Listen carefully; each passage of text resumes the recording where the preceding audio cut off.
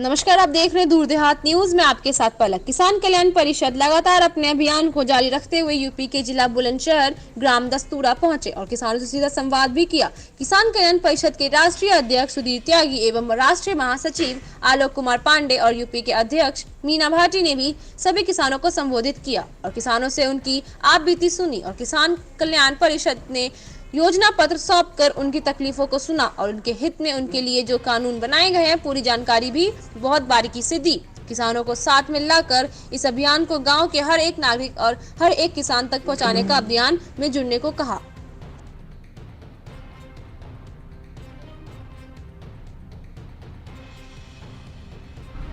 इस प्रोग्राम की अध्यक्षता कर रहे श्रीमान आदरणीय श्रीचंद कैप्टन जी। मैं इसका माला दो दी, माला का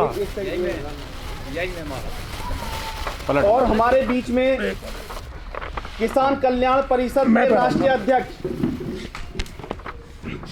भाई आपको अध्यक्ष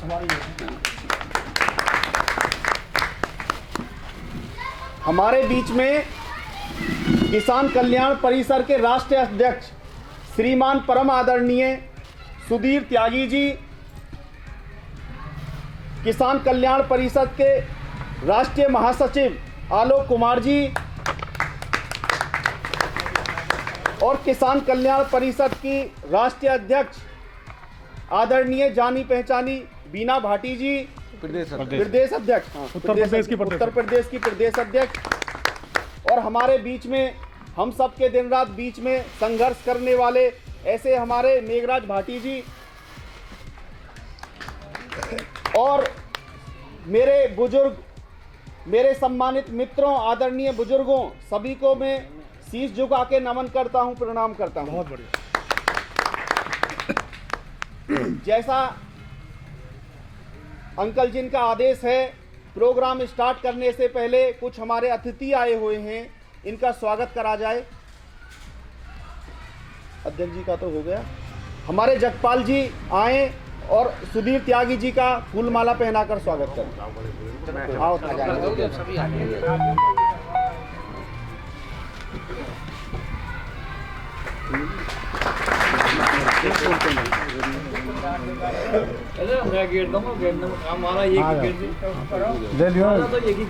आओ तुम्हारा मैं कह रहा हूँ, इधर को रणधीर अंकल जी हमारे आए। पिताजी के हो गया। अब मैं गिरूँ भाई। अब तो पांडे जी। राष्ट्रीय महासचिव आलोक कुमार जी का स्वागत करें। राम राम जी, आ जाओ।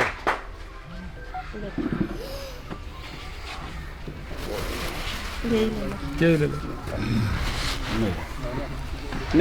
नेपाल सिंह बाबा आए, मेघराज सिंह जी का स्वागत करें।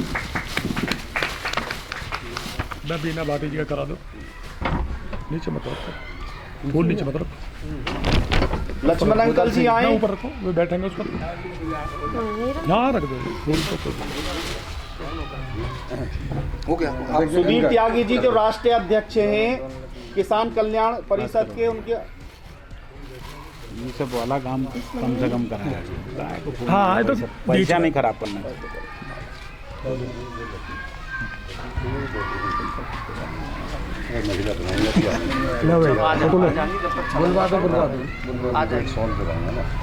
आगे बढ़ा। ठीक है, फिर बीना जी बुला के आप करें। सबकी तरफ से बीना जी को दिखा दो।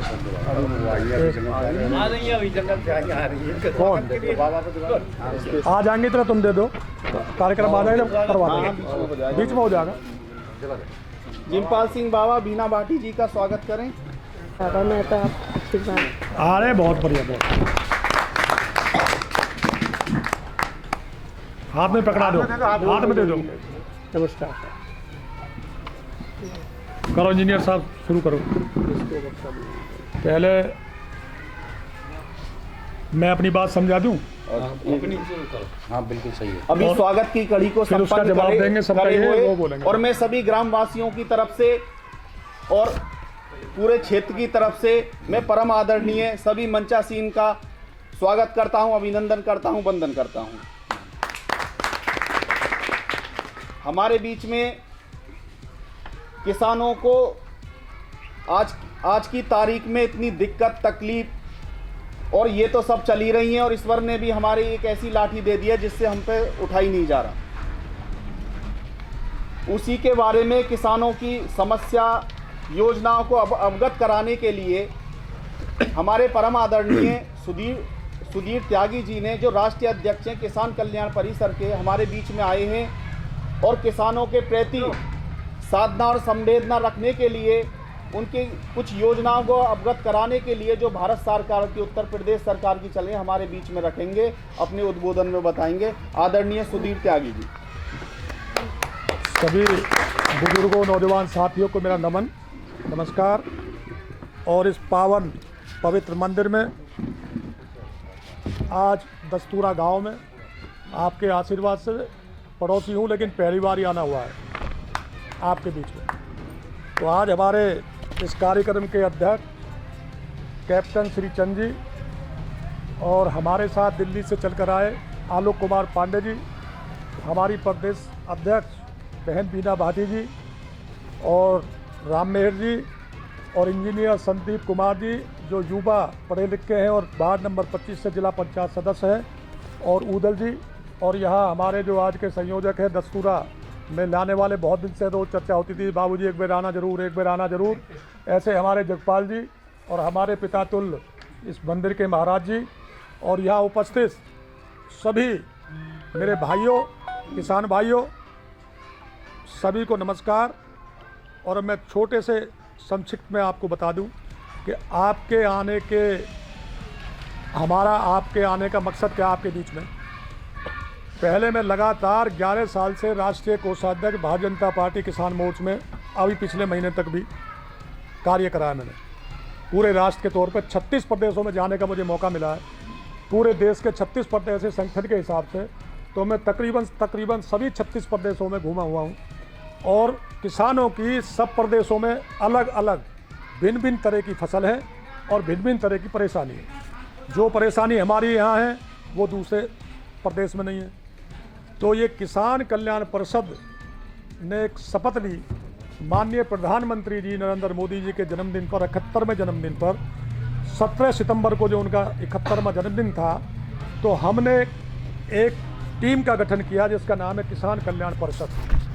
और उसके माध्यम से हमने जितनी भी केंद्र सरकार की जन कल्याण योजना है और माननीय मुख्यमंत्री जी की उत्तर प्रदेश की योजना है, सबको गांव-गांव तक पहुंचाने के लिए इस किसान कल्याण परिषद का गठन किया।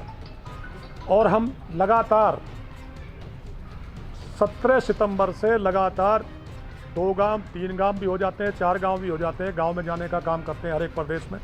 और किसान भाइयों से पूछते हैं कि भैया ये पढ़ लो जरा, ये सबके हाथ में है। तकरीबन जो मेरे पढ़े लिखे किसान भाई हैं उन्होंने नज़र मार ली इस पर। मेरे ख्याल में आधी भी आपको योजना में नहीं मिल रही होंगी। 6-6 हज़ार तो मिल रहे हैं, 2-2 हज़ार मिल रहे हैं। वो मैं जवाब लूँगा, मतलब किसी को ना मिल रहे हो तो बताएंगे अध्यक्ष जी क्यों नहीं मिल रहे, मैं वही बता रहा हूँ। वो हमारे सरकार की कमी से नहीं मिल रहे हैं, या हमारा जो किसान अनपढ़ है, अनजान है, या उसकी वजह से ना मिल रहे हैं, या जो कर्मचारी हैं उनकी वजह से नहीं मिल रहे हैं। तो इस पे हमें विस्तार से चर्चा करनी है, क्यों नहीं मिल रहे हैं। कहीं खतौनी में कमी है, किसी किसान के बटन दबाने में कमी है, या पटवारी की, तहसीलदार की, कानूनों की, किसी कमी है। तो मेरे कहने का मतलब है 2-2 हज़ार सरकार तो दे ही रही है ना, वो तो सबके में नहीं, कोई एक आध बचा को, बाकी जा रही है ना, हर महीने जा रही है। बिजली पे जो पहले 8 घंटे आ रही है, 22 घंटे 20 घंटे आ रही है। तो अमन चैन है, कहीं दंगे नहीं है, कहीं झगड़ा नहीं है, इतना अमन चैन तो है मोदी और योगी की सरकार में, इतना तो है ही है। जो तुम्हारी परेशानी वो बताओ, जो मैं अपना वो निकला हूँ मैं अपना ही बता रहा हूँ। हमारी ये है कि जन जन तक जितनी भी लाभकारी योजना वो पहुँचे। तुम्हारे बगल में, आप बुलंदशहर में पढ़ते हो, हम गौतम बुद्ध नगर में पढ़ते हैं। अगर जेवर एयरपोर्ट बन रहा है तो मकसूदपुर में भी इतना ही विकास होगा, दस्तूरा में भी इतना विकास होगा। ज़मीन वहाँ चली जाएंगी तो यहाँ कीमत बढ़ेगी।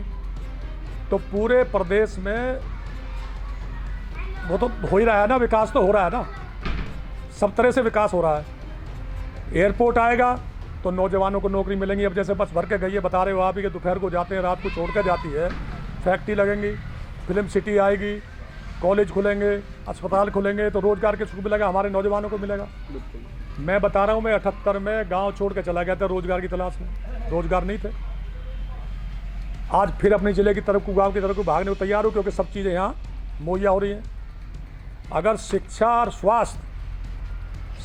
स्वास्थ्य किसान के बेटे को मिल जाए तो वो जाएगा गांव छोड़ के, कोई नहीं जाने का ना। तो उसी तलाश में हम इतनी योजना 130 योजना सारी नहीं है इसमें, सरकार की 130 योजना है जिसे हम और भी निकलवाने का काम कर रहे हैं, जन जन तक पहुंचाने का काम कर रहे हैं। अब देखिए, पुराने मुख्यमंत्री क्या करते थे, नोएडा आने से भी डरते थे। योगी जी तीसरे दिन आ रहे हैं। अखिलेश कहेगा मैं पहुंच गया, दोबारा आऊं या ना आऊं। मायावती कहेगी मैं पहुंच गया, मैं आऊं ना आऊं। योगी जी कह रहे हैं भाई मैं बार बार आऊँगा, कि विकास कर रहा हूँ, मुझे कौन हटाएगा। फिल्म सिटी हो, आज तो तुमने अखबार पढ़ा होगा, हेलीकॉप्टर का हेलीपैड बन गया नोएडा में। यहाँ से बैठो, अब जाके कहीं जाकर करो, तो वो भी सुविधा तुम्हारे पड़ोस में आ गई है। और आज देखिए एक धरना चल रहा है, भाई ये भी आप भी तो किसान बैठे हो ना, किसान बैठे हो। मैं कह रहा हूँ, जो सरकार ये कह रही है, प्रधानमंत्री नरेंद्र मोदी जी कह रहे हैं कि एमएसपी है, एमएसपी रहेगी। और जो सुप्रीम कोर्ट है, सबसे बड़ी अदालत ने 18 महीने का स्थगन आदेश दे दिया है कि ये कानून लागू नहीं होंगे। इन पे पहले कमेटी बना दी, सहमति बनाइए। प्रधानमंत्री नरेंद्र मोदी कह रहे हैं, कृषि मंत्री नरेंद्र तोमर कह रहे हैं, 11 बार की वार्ता हो चुकी, वो किसी से बात करने को तैयार नहीं है, किसी को समझाने को तैयार नहीं है, मानने को तैयार नहीं है। कह रहे हैं काला कानून है। अरे भाई काला कानून है, उसे लेके तो आओ। या फिर हम उन्हें कह रहे हैं, किसान संयुक्त मोर्चा को हम कहते हैं, हमारी तरह आप गांव में चले, किसानों के बीच में चलें, और उनको जितनी भी लाभकारी योजना उन्हें लगवाने का काम करें। सड़क पर क्यों बेरे बैठे, क्यों रास्ता बंद करे बैठे। अगर वो गांव में चले, गांव में आके बात करें, किसान से बात करें, किसान को वहाँ क्यों बैठा रहे, किसान का काम है। आज मैं सारे में घूम के आया हूँ, किसान तो खेत में पड़ा है। मेरे ख्याल में आज भी आपके बीच में हमारे तो काम छोड़ के आए हो, एक भी किसान नहीं है वहाँ एक भी किसान नहीं है बाबा। और जहाँ के वो किसान हैं, पंजाब में सबसे पहले एमएसपी, सबसे पहले वहाँ एमएसपी हरियाणा में और पंजाब में लागू। 60,000 करोड़ कैनाडा से आए, खा के बैठते हैं वहाँ। मैं बता रहा हूँ, बोला अभी तो किसान के नाम पे जो राजनीति ये लोग कर रहे हैं, सपा के हो, बसपा के हो, कांग्रेस हो, मैं कह रहा हूँ जितने भी विपक्षी दल है, केजरीवाल हो, सब इस चक्कर में हैं जो पहले किसान पे लाठी डंडा चलाते थे, किसान पे गोली बरसाते थे। लेकिन माननीय नरेंद्र मोदी जी ने, योगी जी ने बड़े धैर्य से काम लेके, बड़ी समझदारी से काम लेके, और वो कह रहे हैं कि आइए वार्ता के लिए। कल भी बोला है रात को आइए, हमारे घर पे आइए। और तुमने तो भाई हमारे बुलाओ, कहाँ चाहते हो वहीं आएंगे। तो कहने का मतलब ये है कि भोला भाला जो आनंद आता है, मेरा देश का किसान, वो बहकावे में ना आवे। और ये जितनी भी योजना है, इनका आप लाभ उठावें, यही मैं आपसे विनती करना है। जितने आदमी यहाँ बैठे हैं सैकड़ों की तादाद में, अरे एक आदमी ने 5 आदमी को समझाने का काम कर दिया, तो कम से कम भी 5000 आदमी इस बात को लेके अधिकारी को पकड़ो। और कहीं कोई दिक्कत हो, कहीं कोई परेशानी हो, तो ये बीना भाटी जी प्रदेश अध्यक्ष बैठी है हमारी, नंबर हमारे लिखे हुए हैं, नंबर आपको भी देगा। आपके बीच में रहेंगे, 24 घंटे रहेंगे। और आपको एक बात और बता देना चाहता हूँ, आपके पड़ोस में ही यहाँ पे झाझर पे काम चल रहा है, दफ्तर खुलने जा रहा है किसान कल्याण परिषद का। जिस भाई किसान को परेशानी होगी उसकी 24 घंटे हल होगी। और एक पोर्टल होगा, आपके पास खड़े पाएंगे। और जो धान की फसल क्षतिग्रस्त हुई है आपदा से, और पहले भी याद करो योगी जी 18,000 रुपये पिछली बार भी गेहूं की फसल खराब हुई, वो देने का काम करता है सबके खाते में। और अब भी, लेकिन ये जिम्मेदारी आपकी बनती है कि सब भाई अपने खेत की वीडियो बनवावें, नाम दर्ज कराने का काम करें। जो बाबा भी कह रहे थे राजकुमार जी कि एक जगह बनाएगा, अगर एक जगह बनाएगा तो पटवारी सस्पेंड होगा। आज का अखबार पढ़िए, आज उसने बोला है, कृषि राज्य मंत्री ने आज अखबार पढ़ा हो कि डीएम उठा लेता है, पटवारी सहयोग नहीं कर रहे हैं, लेखपाल हेडिंग है आज उसमें। तो सबका इंतजाम करा जाएगा। योगी सरकार में देखिए पुराने पिट्ठू बैठे हैं, पुराने 4.5 साल में 17 साल की व्यवस्था बदलने में टाइम लगता है। 114 कर्मचारियों को योगी जी सस्पेंड कर चुके हैं। 114 को आप पोर्टल पर डालिए, आपकी नहीं सुनी जाती है, डीएम के आपके पास नंबर, एडीएम के आपके पास नंबर। जो कानूनी कार्रवाई होगी वो सख्त होगी और एक एक आदमी को हम कह के जा रहे हैं हमारा गिरबान पकड़ लेना। जिनकी फसल खराब हुई है जो सबको मिलेगा वो सब किसानों को मुआवजा मिलेगा। इसके लिए हम आपके बीच में खड़े हैं और ये वादा करते हैं कि 24 घंटे आपकी सेवा में तत्पर रहेंगे और जितनी ये योजना है, लेकिन इसमें आप हमारी मदद करें, आप खड़े हो जाएं, एक आदमी 5 आदमी को समझा दो और इन्हें लागू कराने का काम हमारा है। और बाकी आपको जो समस्या है उसे बताइए, उसको हमारे महामंत्री आलोक पांडे जी और बहन बीटा बाजी आपका जवाब देंगी। भाटी जी, जय हिंद, जय भारत, नमस्कार। अब जिनके वो हों बताओ, किसको परेशानी है तो आप बता दो अध्यक्ष जी। बताओ। अब राष्ट्रीय अध्यक्ष आदरणीय लोग सुधीर को ठीक है, 1150। कहाँ बिक रहा है? ककोड़ में। क्यों ले रहे हो, क्यों बेच रहे हो? और क्या करे किसान आदमी कंप्लेंट करो। किसी से लिए हाँ तो देना नहीं है। किसी के पास गए हो कंप्लेंट करने? हैं? गए हो किसी के पास? गए हैं। किसके पास? अब मेरी सुनो, हमने आपसे संवाद, मैं वही तो कह रहा हूँ, बताओ। हमने गेहूं का रजिस्ट्रेशन करायो, ठीक, गए काटे पे, हम बोले भैया ले पर्ची, बोलो तुम्हारो 122वां नंबर है। 100 मैं बोलो तो आ सके सामन तक, जब तक रक्षाबंधन आमे आ सके ना आ सके। मैं बोलो यार चाचा तू तो बात ऐसी डर है। बोलो मैं सही कह भाई, हमने तहसील में बताई, बोलो ठीक है हम वो हुआ था भाई, उन पर सूचना कर देंगे तुम्हारे गेहूँ तुल जानू। ठीक है, हमारे तो तुले ना, हमने 17 से हम दिए, ये 2000 दे रहे, हम पे तो 12000 ले रहे। 17 से हम दिए हमने, 8 हमें तो भाई सवाल ये एक एक बोल लो, क्यों दे रहे हो? नहीं एक किसान की हालत है। पहले इनकी सुन लो, आपके सुनेंगे तो वही आप बताओ पूरी बात। अब ये बताओ बाजरे का रेट मतलब 1150 में हुए, मजबूरी में देना पड़ेगा। किसान तो कहीं ना कहीं किसान तो कहीं ना कहीं देना पड़ेगा। उसने ली और उसे तो आपने जुताई बुवाई करनी पड़ेगी। बताओ। नहीं बाबा मेरी तो एक बात, अब डाई नहीं मिल रही लहटा का तब हमें डाई कब लेने गए? कब लेने गए डाई आप? वो डाई का कोड़ में एक बिना पूछो ना, एक तोले बिना महीना ना है। किसान की सुन को रो है, इस बात का समाधान करवाएंगे बाबूजी। किसान की सुन को रो, चाहे डीएम के चले जाओ, कहते वो अधिकारी भीतर बैठे हैं। अरे हम इसलिए तो आए हैं आपके लिए। वो तोल ले समस्या आज से 8 दिन पहले धान को भाव 3500, कल 2800। बस आपकी समस्या नोट हो गई। अब जो डाई की समस्या है आपकी। क्या नाम है बाबा आपका? मेरा नाम अशोक कुमार है जी। बैठो। हाँ जी ठीक बाबा। तो दिक्कत है ये जी। नहीं रुको। अरे भाई दिक्कत बिल्कुल बताओ, और कोई बताओ। बिजली दे रहे, सब बात दे रहे, बिल ले रहे, बिल तो माननीय त्यागी जी ने ये कहा क्यों दे रहे हो? सवाल ये क्यों दे रहे हो? हाँ, अरे शाम को मजदूर आते हैं, रात को कहते हैं मेरा बच्चा बीमार है, मुझे पैसा चाहिए। किसान कहाँ से लाएगा? मुझे इतना मैंने बाबा ये कही कि शिकायत करी है, कहीं आपने लिख के दिया है, जैसे हमें बता रहे हो, ये टीवी पे चला गया, ये सब लाइव चल रहा है। मैं ये पूछ रहा हूँ, किसी जनप्रतिनिधि को, किसी उसको आपने शिकायत करी? एक मिनट, किसी को लिख के दिया कि हमारा नहीं बच रहा, हमारा नंबर नोट है और आपकी बात उठाएंगे और माध्यम अखबार वाले भी करे, सब कुछ करे। बीजेपी में ही है। अरे भाई बीजेपी की बात नहीं हो रही बाबा, यहाँ हम किसान की बात कर रहे हैं।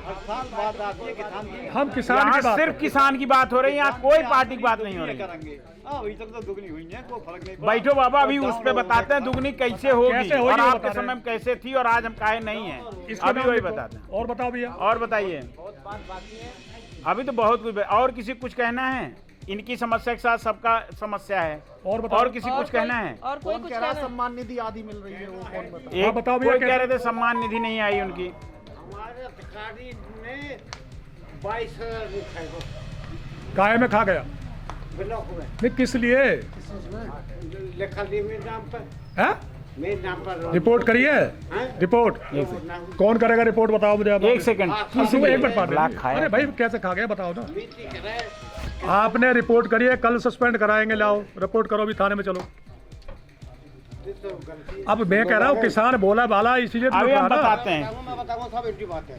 ये मेरे भाई बड़े हैं। हाँ, एक ऋषिपाल सचिव रहे बिरहपुर, ऋषिपाल नाम। हाँ ऋषिपाल, अब बैठ जाओ, तुम बैठ जाओ, बैठ जाओ। ऋषिपाल ने ऐसा किया कि मैं वार्ड में बॉम्बे हूँ, उनने मेरे लड़का ने फोन करो ठात में लो पापा बोलो तो मेरी बात कर रिसिपल पे हाँ। बोल भाई रिसिपल में लड़का रहो तो वो बात ठात दे इन्हें सब दे दियो इन्हें इनकी गलती ये हुई कि इन्हें न्यू डेट लेनी चाहिए हमें कितना चढ़ाया हुआ है इन्होंने बिना डेट और साइन कर आई समझ भाई इनके फोटो भी लगे हुए हैं किताब भी लगे हुए सारी चीज लगी ये फसले फिर धोखा हुआ। गलती तो इनकी है अब वो है सस्पेंड उसका भी रास्ता बताते हैं, बैठिए। सस्पेंड हो गया ना, लेकिन तुम्हें भी देखो वही तो कह रहा हूँ रास्ता ना, बताते हैं आज तुम्हें कैसे भी काम तो करना करनी जाएगा, चाहिए रास्ता थी ना। बताते हैं।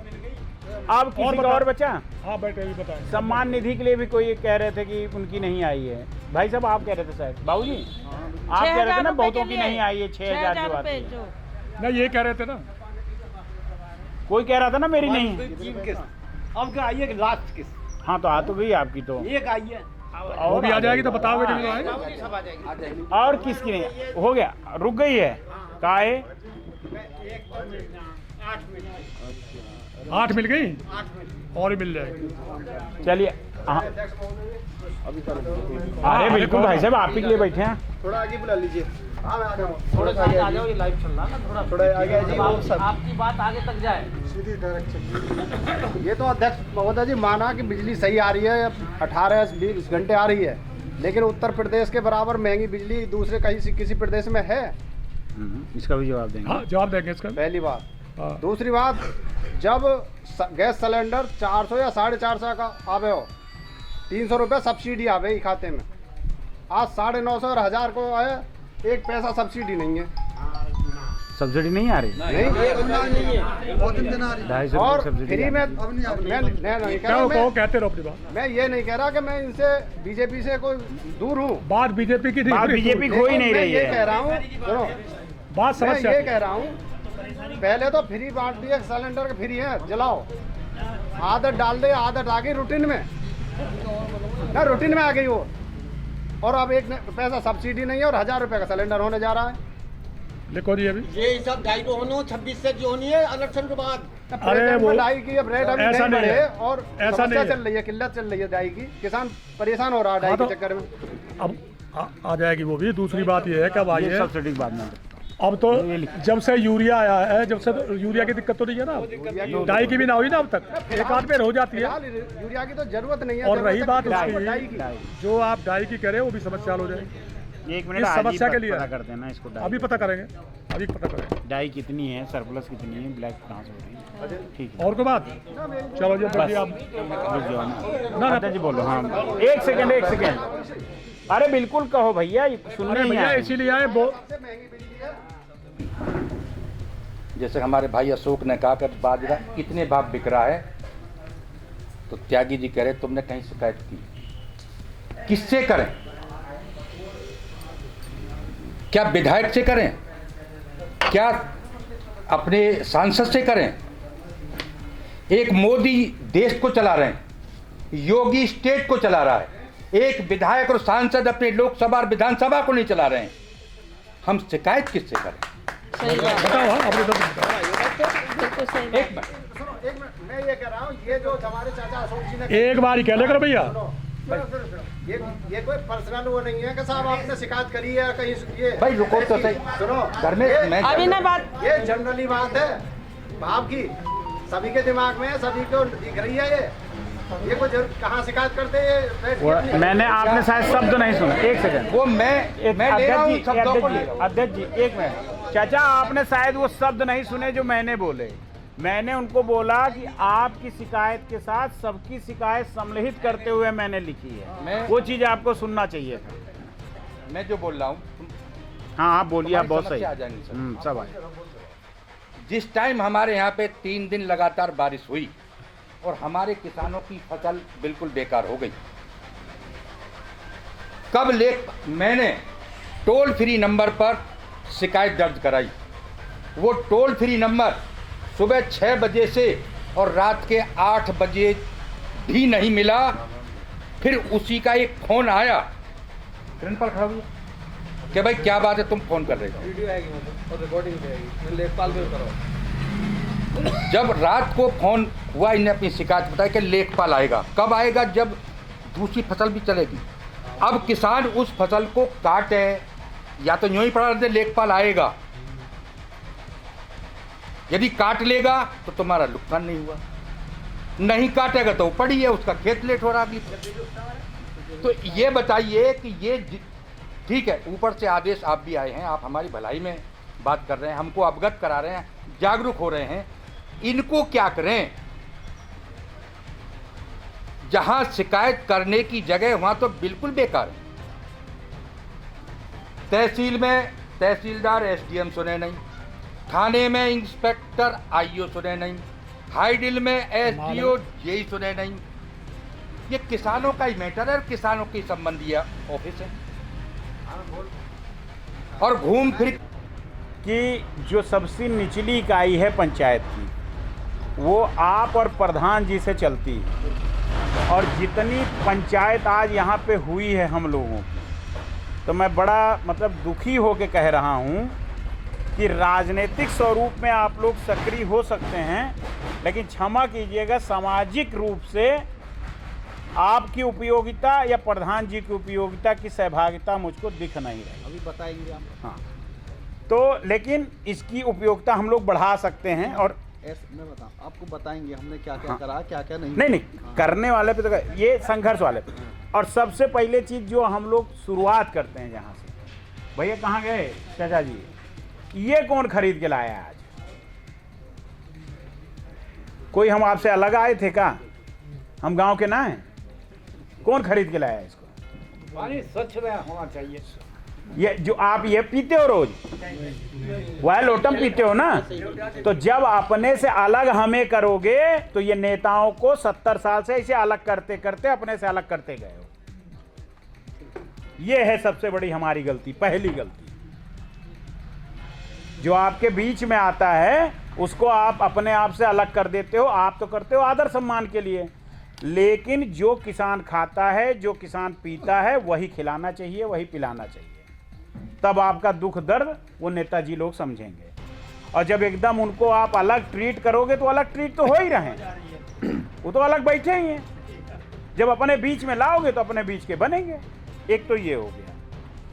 अब आइए चर्चा करते हैं हमारी और आपकी सबकी समस्याओं की। जब देश आज़ाद हुआ तो आज़ादी वाले तो अब एक आध शायद कहीं बाबा बचे हों, लेकिन आज़ादी के 10 साल बाद वाले हैं, उसके बाद भी हैं, 80 वाले हम लोग भी हैं, हमसे पहले 60 वाले भी हो। तो इस देश का ताना बाना ऐसा था कि किसान के लिए चर्चाएं बहुत थी, किसान के लिए बातचीत बहुत थी, लेकिन जो पैसा होता है सरकार देती है जिससे हमारा आपका काम चले, वो बहुत कम था। जब ये जो सरकार आई है 2014 में, इसके पहले कृषि का बजट कितना था कैप्टन साहब पता है? मात्र 23,000 करोड़। योजना बनती बहुत थी, लेकिन सड़क पे आती नहीं थी, घर तक पहुंचती नहीं थी, खेत की मेड़ तक आती नहीं थी। तो वही आदत पड़ी है ये पटवारी की, वही आदत पड़ी है लेखपाल की, और वही आदत पड़ी है कानूनगो की, और वही आदत पड़ी है डीएम साहब की, वही आदत पड़ी है एसडीएम साहब, कोई तहसीलदार की, सबकी वही आदत पड़ी है। कारण उनको सरकार झुंझुना देती थी, वो आपको झुंझुना देते थे।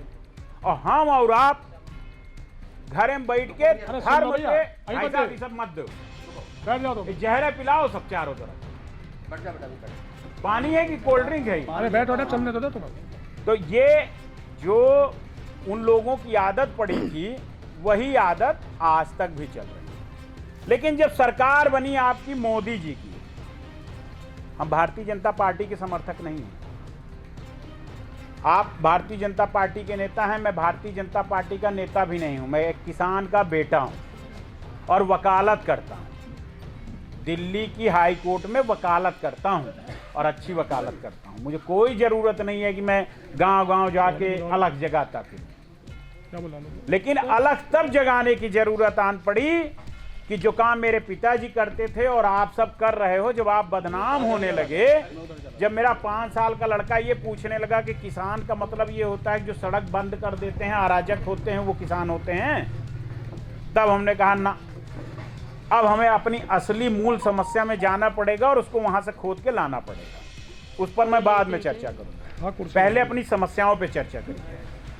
क्षमा कीजिएगा, अपनी सारी समस्या के लिए जिम्मेदार हम स्वयं हैं, हम खुद, मैं, आप और हम सब। कारण क्या है, जब कोई भी, अब 2014 कहानी तो हमने बता दी क्या क्या था। उसके बाद 1,30,000 करोड़ रुपए का कृषि बजट किया गया 2014 में से अब तक, जिसमें 64,000 करोड़ रुपया डायरेक्ट आपके खाते में 2,000 रुपया करके आ रहा है, जिसमें बहुत से लोगों की शिकायत है कि मेरा ये नहीं आया, वो नहीं आया। बाकी मैक्सिमम लोग ये मानते हैं कि वो आ रहा है। वो सिर्फ आपको ये बताने के लिए आ रहा है। उसका नाम क्या है? किसान सम्मान निधि।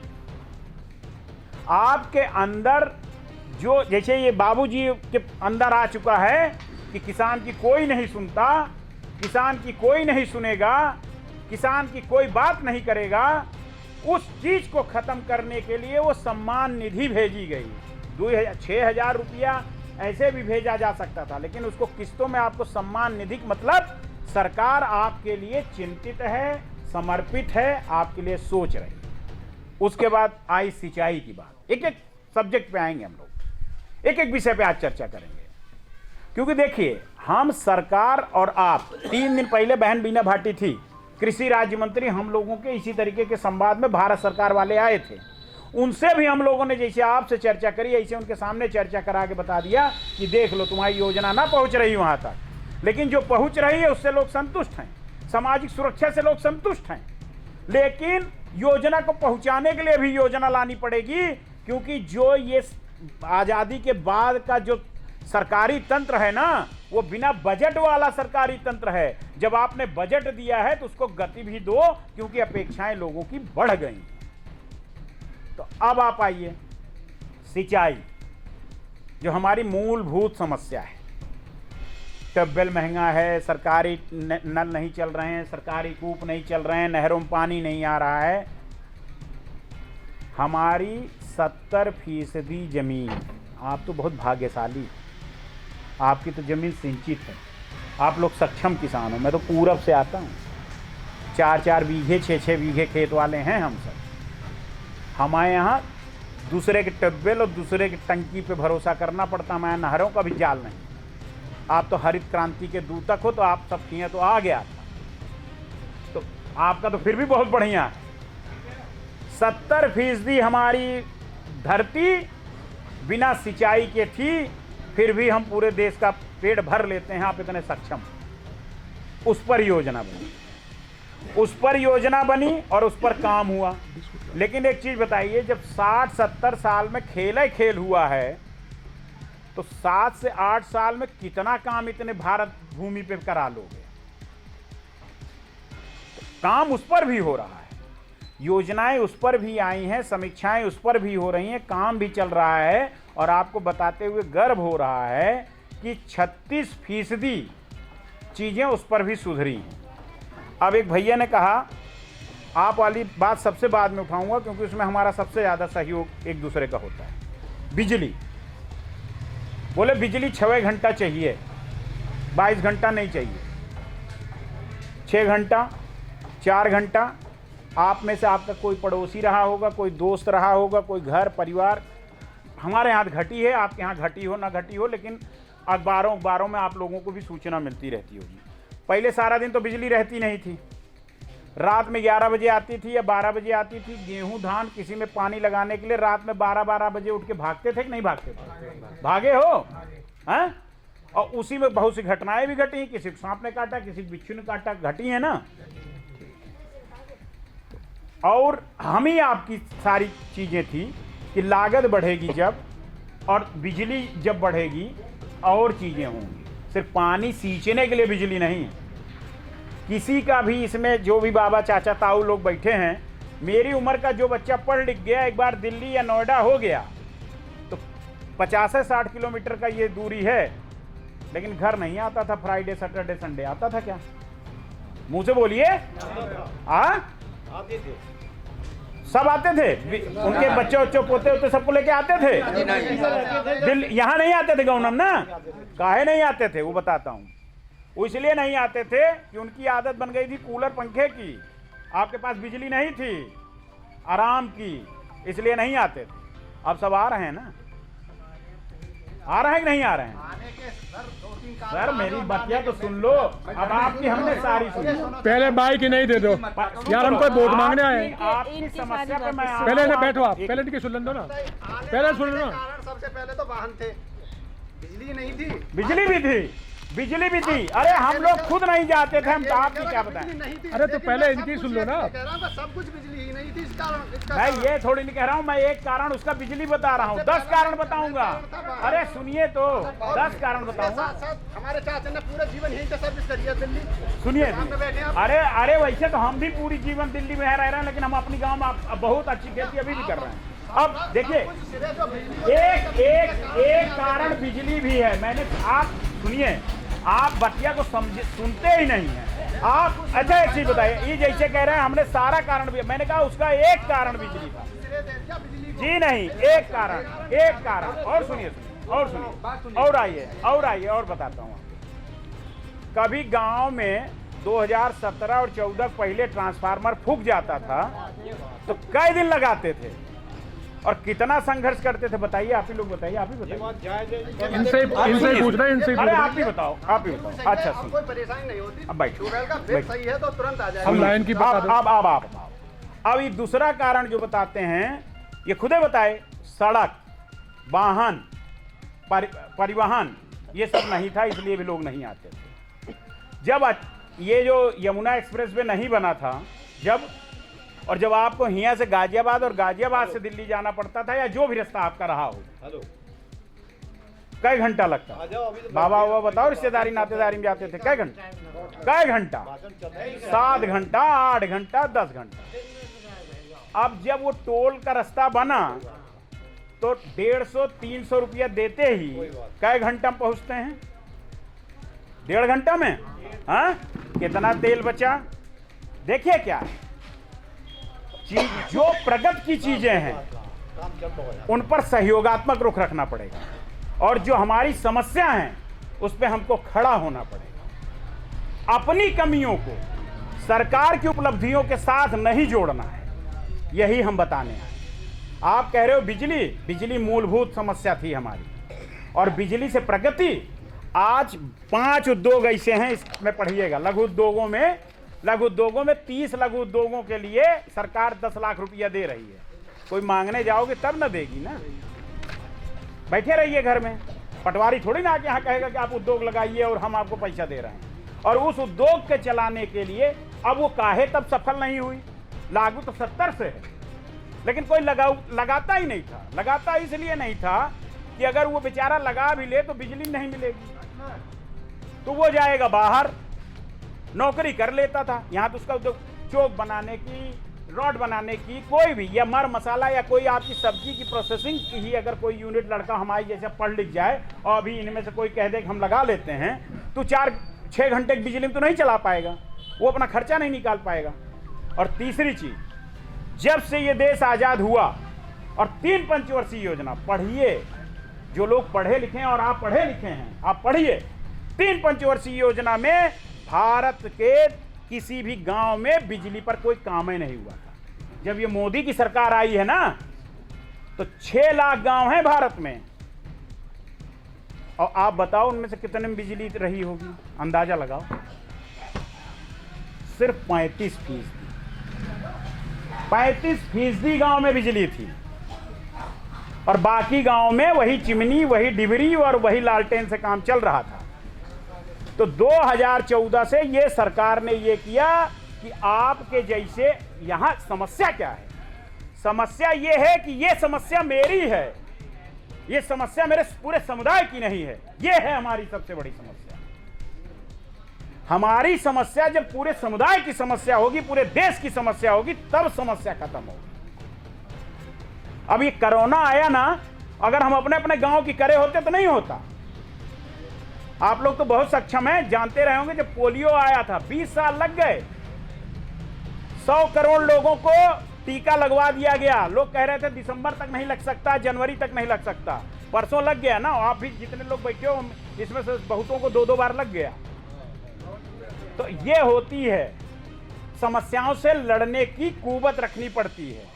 और जब एक चीज बताओ, आपसे बताता हूं, घर बनाना शुरू करें, बाबा जी ने बकरी बनाई थी, बकरी भी बचानी है और घर सुंदर भी दिखाना है, पैसा खर्चा होगा कि नहीं होगा? खर्चा होगा कि नहीं होगा? यह है बिजली में कारण। ट्रांसमीटर से लेके जहां बिजली बनती है, जहां से बिजली चलती है, 33% बिजली हमारी खराब हो जाती थी, उसको सुधार किया गया, उसके सुधार में पैसा लगा सरकार। और इसको देखना चाहिए, समझना चाहिए। कई बार अखबारों में सरकार ने जस्टिफिकेशन दिया है कि बिजली कैसे कैसे कैसे कैसे बढ़ रही है और हमें कैसे कैसे सहयोग। हाँ, सरकार ने किसानों को उससे बचाने का जो और प्रयास किया, उस पर तो हमने किसी ने सोचा ही नहीं। हमने तो सिर्फ चर्चा करी, बस बिजली बढ़ गई, बिजली का दाम बढ़ गया। आपने कभी कोशिश करी कि आपके गांव में सोलर पंपिंग सेट आए? किसी ने कभी जाना? जानते भी नहीं थे। तब सब्सिडी है 70%। 70% सब्सिडी है सोलर पंपिंग सेट पे। 5 हार्स पावर से 7 हार्स पावर की मोटर सोलर की आपको फ्री मिलेगी। उत्तर प्रदेश सरकार की योजना है, मैं लिख के जा रहा हूं, देखो पढ़ो। और ये जो नौजवान बच्चे बैठे हैं, फेसबुक व्हाट्सएप चलाते हो? ये सब चलाते हो ना? अरे कभी कभी बाबा दादा के लिए भी कर लिया करो व्हाट्सएप, उस पर कृषि का पोर्टल खोल लिया करो। सब काम विधायक जी थोड़ी ना करेंगे। अभी गांव भी बताता हूं कि हम लोगों ने कैसे काम जहां किया है। बाबा तो यू बालक नहीं करेंगे तो कैसे उम्मीद करोगे कि वो विधायक जी आके करेंगे? अभी विधायक आज से बताएंगे, आज उनको अभी हम उदाहरण देंगे, उनको अपना गांव बताएंगे, उनको बताएंगे कि चेक करो, गांव का नाम बताएंगे कि चेक करो गूगल पे कैसे काम हो रहा है। तो उस पे सरकार ने कि किसानों पर बोझ ना पड़े, उसके लिए समरसेबल की उसकी सोलर पंपिंग की व्यवस्था करें। बिजली का लोड आप पे ज्यादा ना पड़े। 70% मान लीजिए खंभा और सब मिला के 16,000 रुपये की एक बिजली आपके दरवाजे लग रही है सोलर की, तो उसमें 70% सरकार का, 30 पैसा आप लगवाओ सोलर। कम बिजली लगेगी, कम बिल लगेगा। तो उसका सोल्यूशन भी सरकार लेके चल रही है। उसको पता है कि किसान के साथ ये समस्या आने वाली है, क्योंकि सुधार तो करना पड़ेगा। ट्रांसफार्मर का सुधार करना पड़ेगा, ट्रांसमिशन का सुधार करना पड़ेगा, लाइट। या तो पिछली सरकारों की तरह चलते रहो कि जो पड़ा है और जो है वो बस हम ऐसे करते रहें।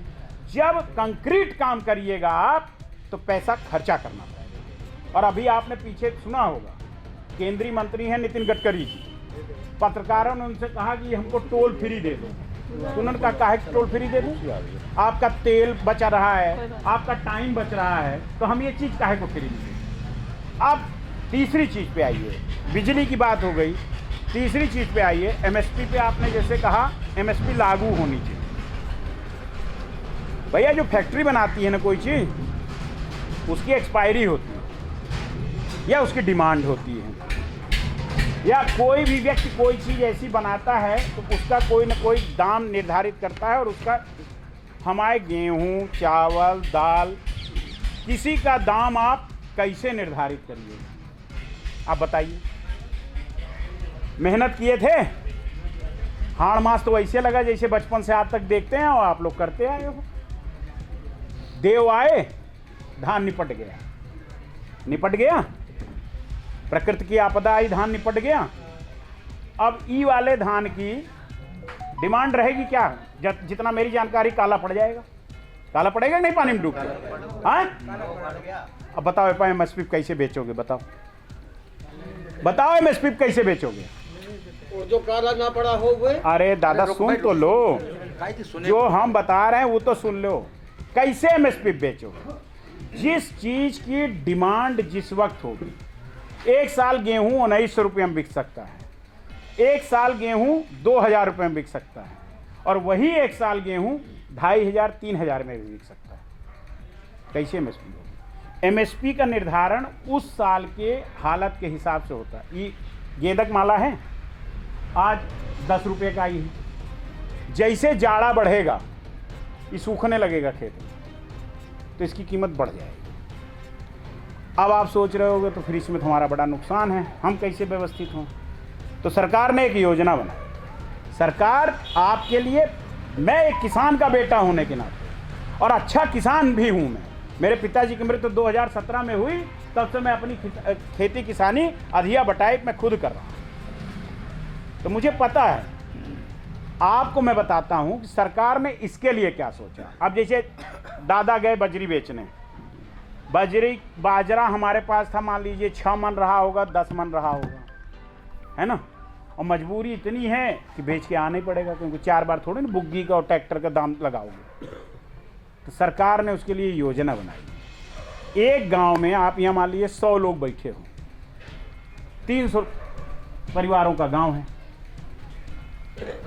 तो एक एफपीओ है। अब किसी को पता ही नहीं होगा, यहाँ पता है सरकार ने कोई ऐसी घोषणा बताई कि समूह बनाओ, पता होगा तो सबको बता रहे हैं यार। ना तो आजा सरकार रोज टीवी समाचार उचार तो देखते ही होंगे ना, कौन टीवी नहीं देख रहा है अभी? हाँ, तो उसमें भी कभी नहीं देखा कि प्रधानमंत्री जी ने कहा है 300 किसान इकट्ठा होगा, ये बनाएगा उसके लिए। अब आप अभी जैसे बात आई कि बस से हमने पूछा कहाँ जा रहे हैं, सबने कहा नोएडा जा रहे हैं, तब तक चाचा ने कहा 8,000 रुपया कमाते हैं। 30,000 रुपया एक लड़किया कमाएगा? करिए, हम बताते हैं कैसे करें।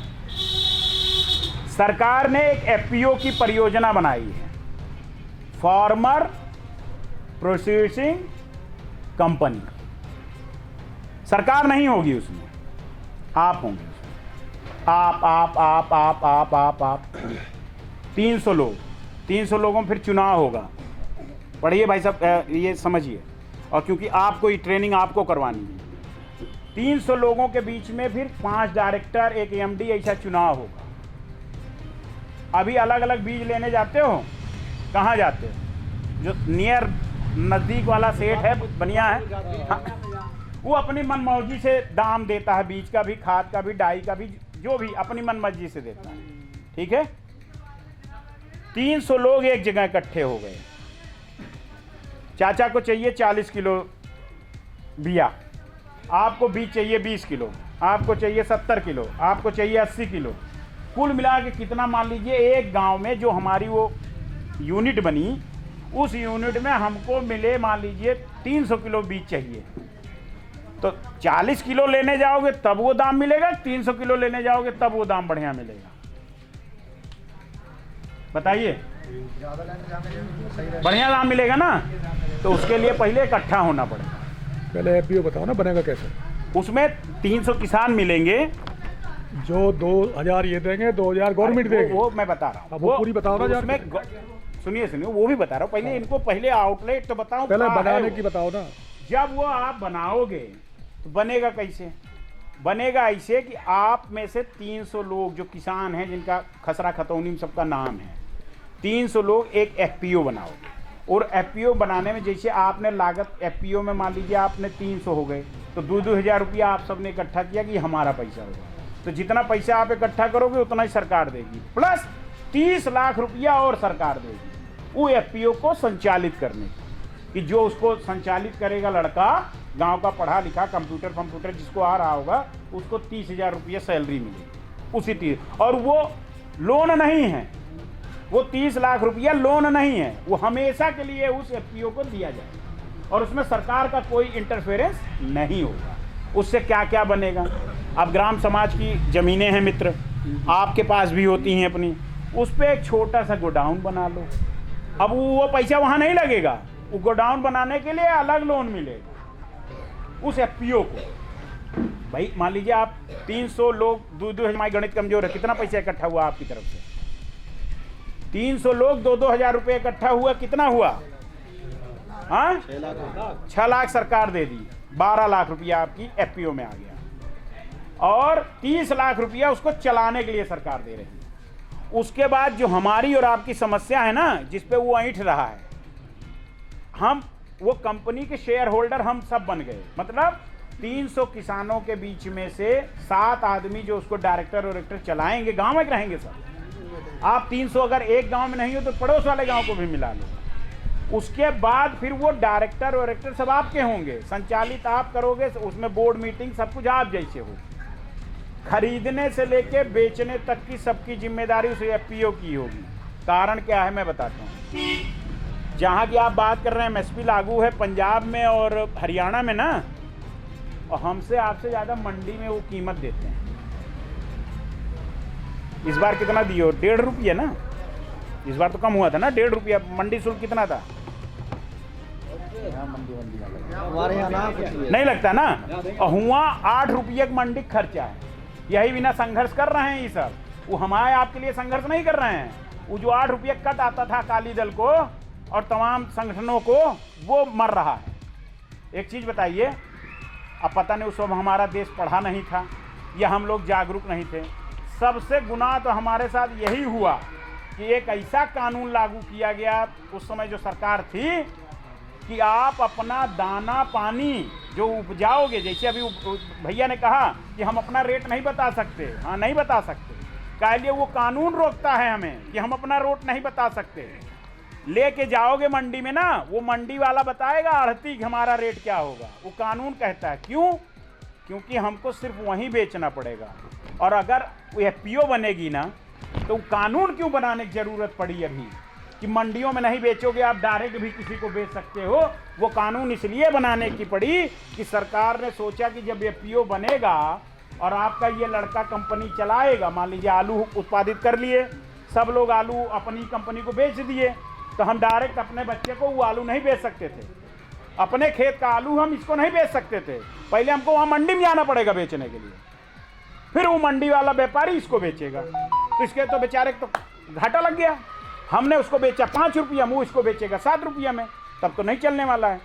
उसके लिए वो कानून लाया गया कि आप अपना माल सीधे किसी को भी भेज सकते हो, साथ साथ चाहो तो मंडी में भी बेच सकते हो। पूरे देश में वो कानून लाया गया जिसको ये किसान के तथा कथित नेता लोग ये कह रहे हैं कि ये काला कानून है। अब बताइए इसमें कुछ काला है? आपका माल आप स्वच्छंदता जब बेचने लगोगे तब ना दाम निर्धारित करने की क्षमता आएगी। तो जब कानून की बेड़ियां हैं, तब की सरकारों ने आपके हाथ में हथकड़ी पहना रखी है कि ये माल सिर्फ ये चाचा को बेचोगे, इसके अलावा किसी को नहीं बेचने जा सकते हो, फिर ये चीज को चाहें उसको बेचेंगे। तो वो व्यवस्था में हम परेशान थे, परेशान हैं। वो व्यवस्था तोड़ने के लिए ये व्यवस्था लाई। अब ये व्यवस्था आई, सरकार ने घोषणा करी, सरकार 10,000 एफपीओ बनेंगे, लेकिन हमसे और आपके पहले चीज पहुंच पाए, उद्योगपतियों ने इस पर कब्जा डालने की कोशिश करी। फिर मोदी सरकार, क्योंकि वो तो किसानों के लिए सोचती है, उसने कहा कोई नहीं, बिना नोटिफिकेशन के जितने भी एफपीओ बने हैं सब खत्म, क्योंकि उसमें किसानों की चारों नहीं थी, सब बड़े बड़े उद्योगपतियों की थी, बड़े बड़े किसान नेताओं की थी, जो 318 बीघे से 300 करोड़ बन जाते हैं। 5,000 बन चुके थे, 5,000 बन गए थे, वो खत्म की गई। फिर हमारे जैसे लोग मैदान में उतरे हैं, और उसके लिए अब आज तो हमने सिर्फ आपको ये बताया कि एक चीज़ ऐसी है, वो कैसे संचालित होगी, कैसे आप लोग उसके साथ बनोगे, उसकी एक दिन की ट्रेनिंग है। लेकिन उसके लिए पहले आपको एक चीज़ तय करनी पड़ेगी, 300 नाम निर्धारित करने पड़ेंगे कि हम इसके सदस्य बनेंगे। वहाँ आपकी बिजली, पानी, खेती, चीज़ें आपकी सब व्यवस्थित हो जाएगी। अब उसका उदाहरण देता हूँ। लोन भी मिलेगा उसमें सामान? नहीं, वो सब कुछ बनाने के लिए। अगर हमारे देश में या हमारे प्रदेश में अब आप लोग इतने बड़े बुजुर्ग सब बैठे हो, एफसीआई का या यूपी वेयर हाउसिंग का या किसी और सरकारी तंत्र का कितना गोदाम भैया अपने आसपास 35 किलोमीटर में है, जरा एक आध बताओ। एक भी नहीं है। बताओ। एक भी नहीं है ना? एक खुर्जा होगा, बुलंदशहर होगा। खुर्जा बुलंदशहर तहसीलों में बड़े बड़े से। अब सुनो, वो ही है। काहे नहीं बनाए गए? किसानों की चिंता करनी थी। जब हम लोग अपने घर को बनाते हैं, किसान अपना घर बनाता है, तो घर का जो सबसे व्यवस्थित कमरा होता है या बड़वार कमरा जो होता है, बखरी बुखरी बनाते हो ना, चावल दाल सब रखने के लिए, स्टोर करने के लिए बनाते हो ना, तो जो सरकार हमसे खरीदना चाह रही थी, उन सरकारों ने इस तरीके की व्यवस्था क्यों नहीं की कि हम भंडारण करेंगे? नहीं करी। लेकिन इस सरकार ने करी। और हर जिले स्तर पर और हर तहसील स्तर पर योजना ला रहे हैं, लेकिन एक घर जब बनाने जाते हो तो 3 साल कम से कम लग जाता है।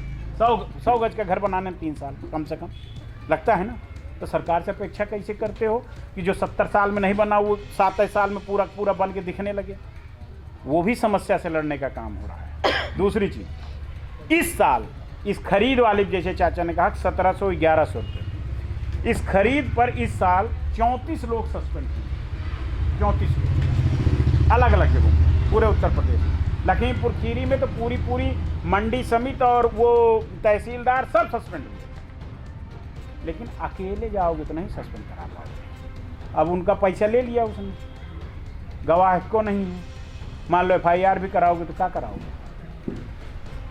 लेकिन अगर उन्हीं के साथ 4 से 6 लोग अगर आप रहते उस दिन, तो हो सकता है उसमें एक आध आदमी पढ़ने वाला भी हो सकता था कि नहीं। तो अभी समय है एक दूसरे का हाथ पकड़ने का, एक दूसरे के साथ चलने का। और कभी भी कोई शिकायत लेके जाइए, जनप्रतिनिधियों के पास जाइए, अधिकारियों के पास जाइए, अकेले मत जाइए। अकेले किसी का भला ना हुआ है ना होगा। अकेले हम लोगों ने आज़ादी के पहले भी, मुगलों के समय भी, उसके बाद भी अकेले करके बहुत देख लिया। अभी संघे शक्ति है, जब सब इकट्ठे रहोगे तब शक्ति है। कौन अधिकारी है 300 आदमी खड़े हो जाओ, किस अधिकारी की औकात है यहाँ गांव में ना आए? अब नौजवान साथियों तुम सुनो, मुंबई के पास, नासिक के पास एक गांव है, ठीक है, पखौड़, वहाँ कपास होता है चाचा, कपास की बहुत बढ़िया खेती। उन लोगों ने इसी FPO की प्रणाली पे गए, प्रयोग भी है, जो देखना चाहेंगे उनको हम दिखवाएंगे भी।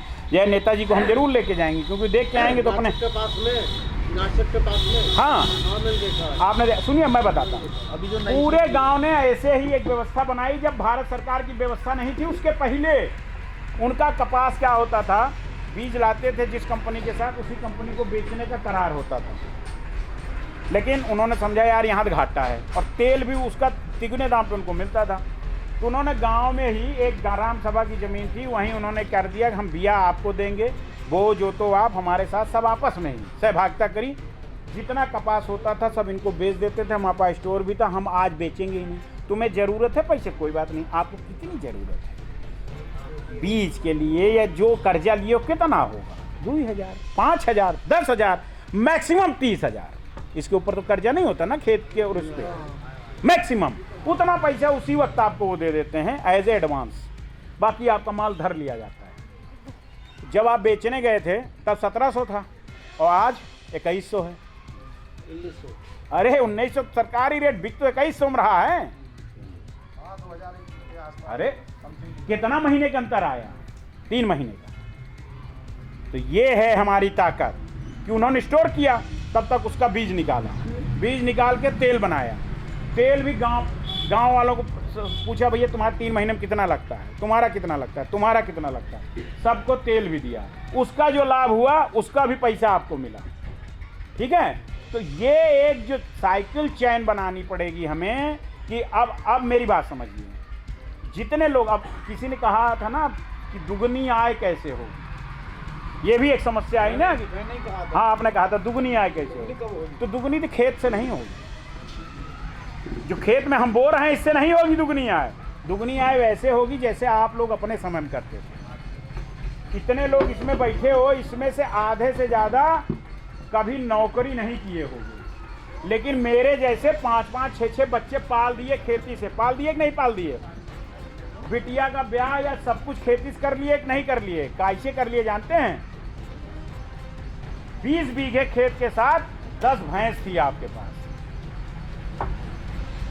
10 भैंस थी आपके पास, चीजें और थी आपके पास, पशुपालन में आपकी सहभागिता थी। और अभी मैं पूछूंगा तो एक आध भैंस रखे होगे आप सब लोग। अब सुनो, अब मैं दूध का बता रहा हूँ बाबूजी, अरे सुन तो लो, उसी के आज के हिसाब से चलना पड़ेगा ना। अकेले दूध बेचने जाओगे 32 रुपया किलो बिचेगा, ठीक है। और 25 आदमी अगर दूध इकट्ठा कर लिए और एक लड़के को नौकरी पे धर लिए, अपना ही बच्चा कोई, कि भाई ये पकड़ पिकअप और ये दूध बेचेगा तू नोएडा, तो दूध कितने के बिकेगा जानते हैं? 60 रुपया की। 7 रुपया का खर्चा आएगा। एक एक चीज पे कैलकुलेशन है। आपकी तरोई यहाँ से जाती है 14 से लेके 22 रुपया में और हम खरीदते हैं 48 रुपया में। 4.5 रुपया खर्चा आता है। करना पड़ेगा। ये जो बेरोजगारी का आलम देख रहे हैं ना, जो आप कह रहे हो 8,000 में हो रहा है, लड़के ऐसे ऐसे बेच रहे हैं ऑर्गेनिक सब्जी गांव से सीधे ला के सब्जी। और यहाँ हम लोग जितने हैं, कोई एक आदमी सब्जी की खेती कर ले, हम 4 आदमी उससे सब्जी नहीं खरीदते। सब बाजार जाओगे, झोला ले ले सब्जी लेके आओगे। पहले ग्राम बाजार होती थी, हम अपना सामान वहीं गांव में बेचते थे। हाँ, तो अब ग्राम बाजार वही थी।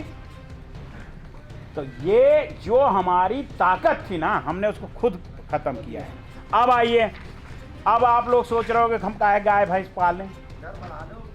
गाय भैंस क्यों पालें? तो उसके लिए समझिए क्यों पालें।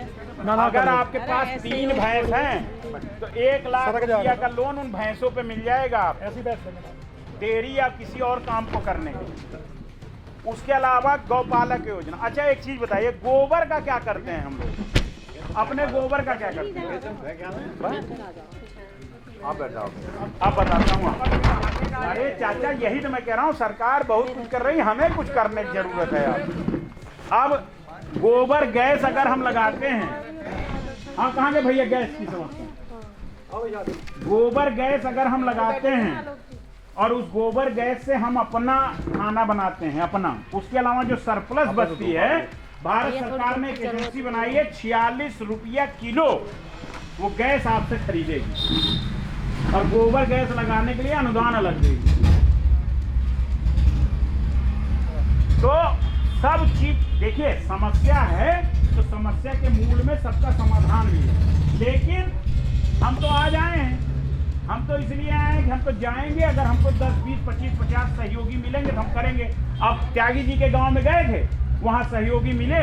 आज ये पटवारी बैठा है, आज ही फोटो खींच रही है। अब एक चीज़ बताइए, बाबूजी ने कहा कि वो भैया ने तो उस पर टोल फ्री नंबर पे फ़ोन कर दिया, ठीक है। टोल फ्री 8 बजे उठा। अब हम ये भी चाहेंगे कि टोल फ्री नंबर पे हम जैसे फ़ोन करें वैसे उठ जाए। तो हमारे जैसे हो सकता है खुद लोग कर रहे हैं, या हो सकता है कोई टेक्निकल प्रॉब्लम रही है। लेकिन आज जैसे उनके गांव वाले शाम से ही चढ़ गए। कितने लोग विधायक जी को फ़ोन किए? 2-4 लोग किए। विधायक जी 5 साल होने जा रहे, पूरा आज तक तो विधायक जी आएगा। अब वो अच्छा सुनिए, विधायक जी नहीं आई, आप ही दरवाजे चले जाते, वोट देख जिताए थे। विधायक जी भीतर लेट रहे, बालकन के बाद बाहर गए कहीं। चलो कहा जा रहा विधायक के दिन जाके, चलो वो भी देखना फिर। इसीलिए मैं कह रहा हूँ ना, 5 साल में विधायक जी ने कोई ठंडी काम करवा दिया, बता दो। अरे हमको विधायक से कोई लेना देना नहीं है, आप बैठिए। हाँ, हम जो बता रहे हैं उससे लेना देना मेरा है। जो 1 लाख का लोन यू सरकार बेईमान न करवा रही।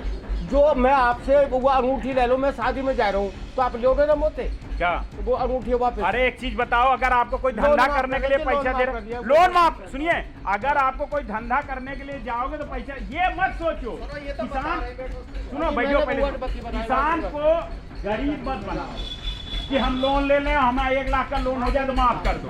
काय को माफ कर दो? लोन अगर हम लेंगे तो लोन देंगे, उससे और आगे बढ़ेगा। वही तो समस्या हो गई है, और क्या समस्या भाई? माफ काय को कर दो, काय को माफ कर दो भाई। लोन लिए भाई, अच्छा लोन लिए आप भैंस खरीदने के लिए, अब खरीद के ला रहे हो बेटवा की मोटरसाइकिल, तो कहाँ से दोगे? तो पहले ये सब सुधारिए। दूसरी चीज क्या है, अब पशुपालन के लिए स्कीमें, पशुपालन के लिए अलग अलग स्कीम। और हम सब क्या चाहते हैं, सब हमारे लिए नेताजी आए और फलाने जी आए, हमको करके जाएं, कोई करके नहीं जाएगा। स्कीमें आपको देखनी पड़ेगी और इन बच्चों को लगाना पड़ेगा। कैसे मिलेगा? कोई एक लड़का आ जाए जो कहते कि मैं बकरी पालन करूंगा, मैं 4 दिन के अंदर उसको सारा प्रशिक्षण भी करवा दूंगा और उसको बकरियों के इंतजाम भी करा दूंगा। और 1 साल में जो ये 8,000 रुपया ज्यादा कमा रहे हो ना, इसका 6 गुना ना कमाना मेरा नाम बदल। ये है, करना पड़ेगा। यूं घरे आए कि तुमका को ना नेताजी दे के जा रहे हैं, ना मोदी दे के जा रहे हैं, ना योगी जी दे के जाएंगे। वो अपने देश के किसानों के लिए योजना बनाएंगे जो वो बना रहे हैं। वो सोचेंगे वो कि जो देश में हमारे लोग खुशहाल हों, और डबल इनकम ऐसे होगी। खेती से मान लीजिए 10,000 रुपया कमा रहे हो और दूध का सामूहिक कार्यक्रम करोगे उससे भी 10,000 कमाने लगोगे, तो ये डबल इनकम। पहले एक किसान, आज अध्यक्ष जी ने अपनी कहानी नहीं सुनाई आप लोगों को, मैं सुना देता हूँ।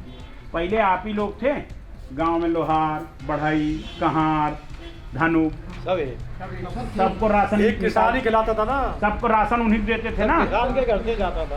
खर्चा भी देखिए, अपने अपने समय में खर्चा इतना ही रहा। अपने अपने समय, उस समय भाई आमदनी भी तो कम थी, तो खर्चा भी उतना ही था। लेकिन आज हमें प्रगतिशील होना पड़ेगा, और प्रगतिशील अकेले अकेले नहीं हो सकते।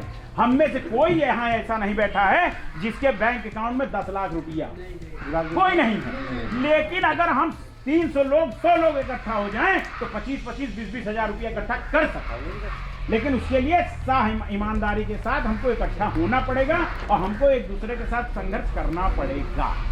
और फिर देखिए कैसे आप इस चीज़ों को कैसे डेवलप करते हैं। अच्छा, दूसरी चीज़, अभी ये बात आई कि कौन सुने, न SDM सुनता है, न तहसीलदार सुनता है, न फलाने सुनते हैं, न ढमाके सुनते हैं। ठीक है, किसकी नहीं सुनते, अकेले आदमी की कोई नहीं। मैं भी अकेला जाऊंगा ना कहने किसी से, तो कहेगा चल निकल, या कहेगा बैठे रहो 4 घंटा, 8 घंटा, 10 घंटा। लेकिन जब 25 आदमी किसी ऑफिस में धमक के घुस जाओगे ना, सुनेगा, क्योंकि उसको लगेगा कि चीजें। और जब 25 आदमी बैठे रहोगे ना, यहाँ हिंदुस्तान वाले और 2-3 पत्रकार बंधु भी हैं, ये भी देखेंगे अच्छा न्यूज मिल रही है। सब अपने अपने मलाई के हिसाब से पहुँचते हैं, ये भी पहुँचेंगे कि न्यूज मिल रही है, न्यूज छपेगी तब वो करेगा। अगर आप ये सोचो कि मेरे ठौरे वो आए, भाई गांव में जो प्रभावशाली होता है, देखिए स्कीम भी कैसे था, कोर्ट भी ऐसे देते थे आपको। पहले नहीं, दूसरी बार तो अपने अपने मन से करे हो। पहले क्या होता था, गांव जो प्रभावशाली होता था उसके दरवाजे पटवारी आ जाता था, SDM आ जाता था, सब आ जाता था। वो जो कह देता था उसके जैसे हम लोग मान लेते थे। अभी संचार क्रांति बढ़ी है, सबको अधिकार का पता चल रहा है, सब अपने अपने हिसाब से कर रहे हो, तो अब सब लोग चाहते हो काहे किसी दरवाजे बैठे हो, खेत में क्यों ना आए, ये व्यवस्था क्यों नहीं करते कि खेत में क्यों ना आए।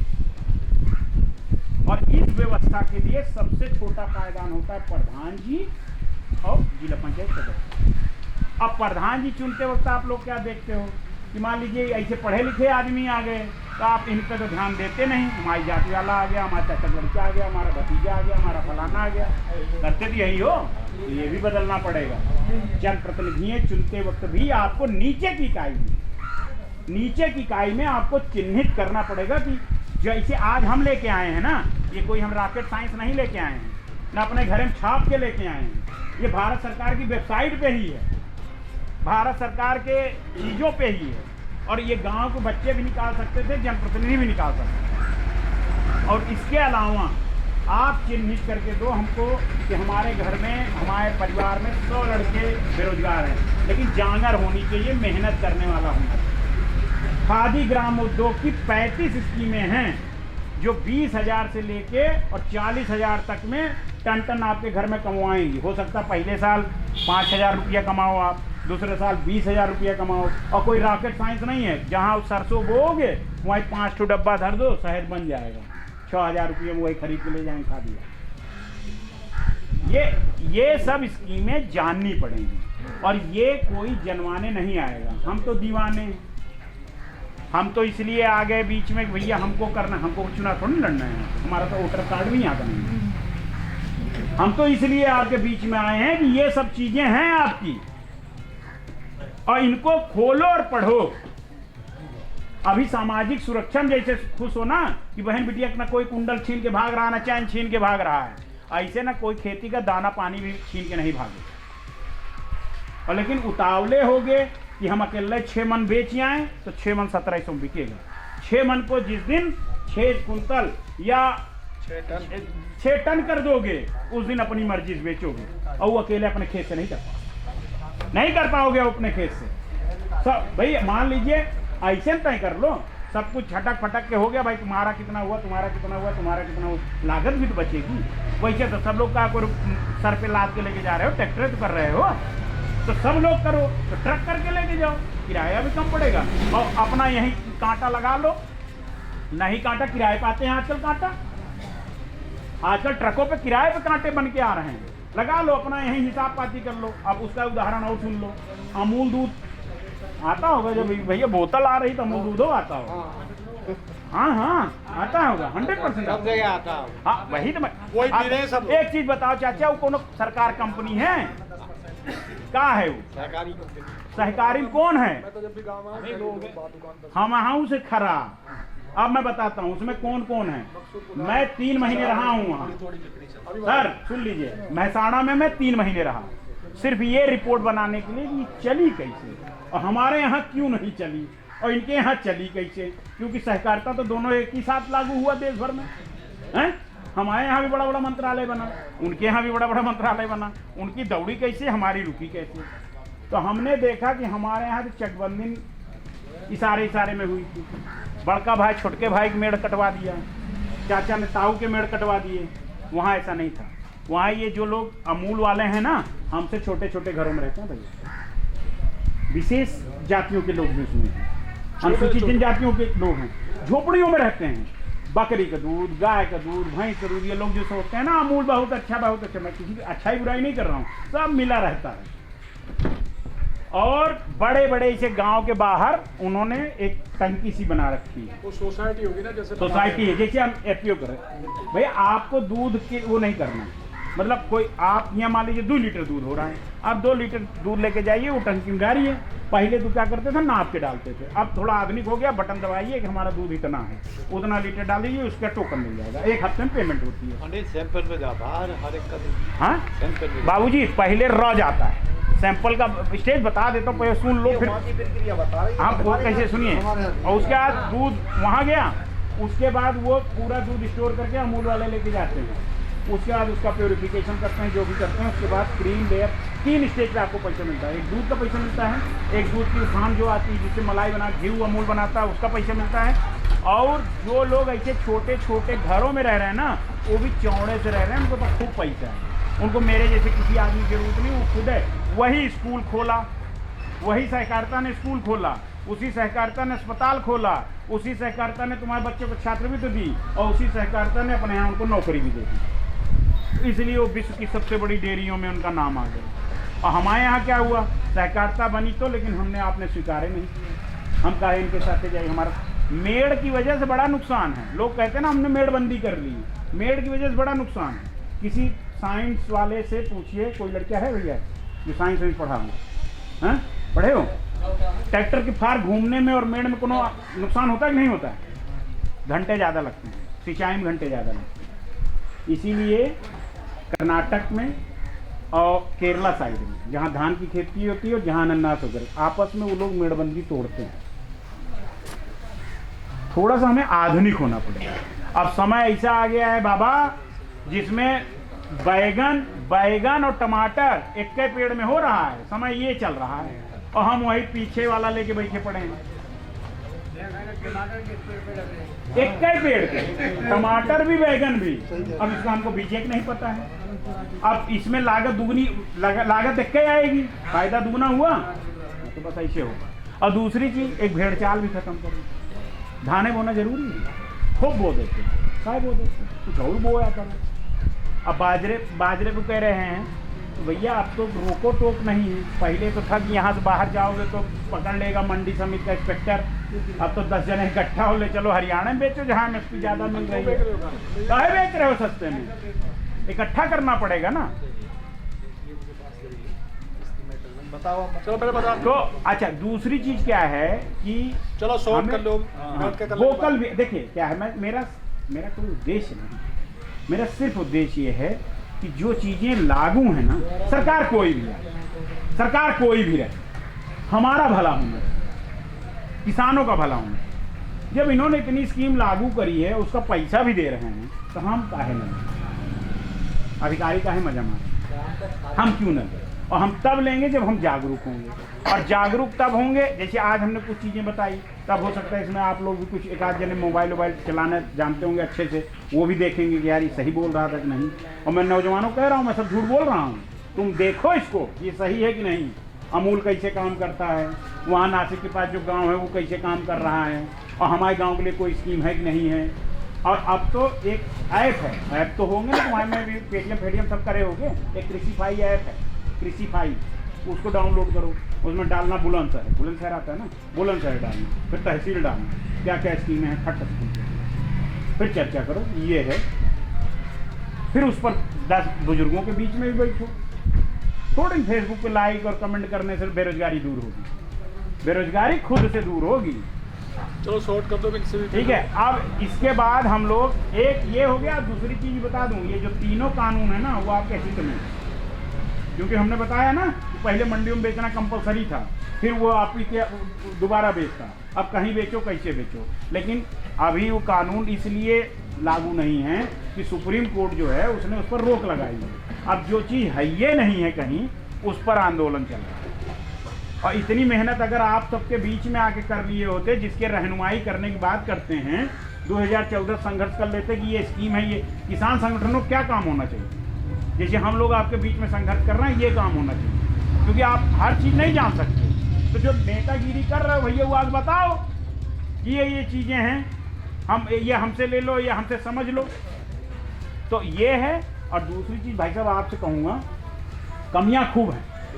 मैं कह रहा हूँ कमियाँ योजना पहुँचाने में भी और हमें लेने में भी। और कभी कभी क्या है कि हम राजनीतिक प्रेरित भी हैं, राजनीतिक कार्यकर्ता होने के नाते भी हमें लगता है यार इतने मतलब जितना ये बहुत ज़्यादा काम करोगे तो तुम्हारे दस्ते दुश्मन हो जाएंगे, वो सबसे भी नैतिकता के नाते उसको भरना पड़ेगा। लेकिन एक चीज़ बताऊँ भैया आपको, क्योंकि देखिए आप पढ़े लिखे और आप जनप्रतिनिधि और आप में इतना साहस है कि इतनी भीड़ में और आज ऐसे मुद्दे पे आगे बैठ गए, ठीक है, जो आपसे संबंधित मुद्दा हर परिवार से संबंधित है, आप तो अपने उसे, लेकिन सामाजिक रूप से सबके बीच में आके बैठ जाना, इसका मतलब आप लोकप्रिय नहीं।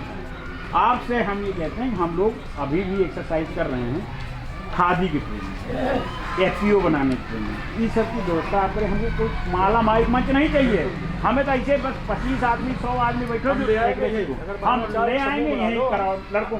और एक बार बताएं, 10 लड़के को रोजगार दे देना संदीप भैया, तुम जिला पंचायत तो जीतते रहोगे और ये और भी तमाम चीजें हो जाएंगी और सारे लोग मिलजुल के काम। चलो अब शॉर्ट में करके बैठ, ठीक है। तो ये छोटी छोटी जो अपनी समस्याएं हैं ना, वो अकेले नहीं घूमेगी, सबको लेके करना पड़ेगा। और भैया जी थोड़ा बिजली का लोड बर्दाश्त करिए हमारे लिए और आने वाले और बच्चों के लिए।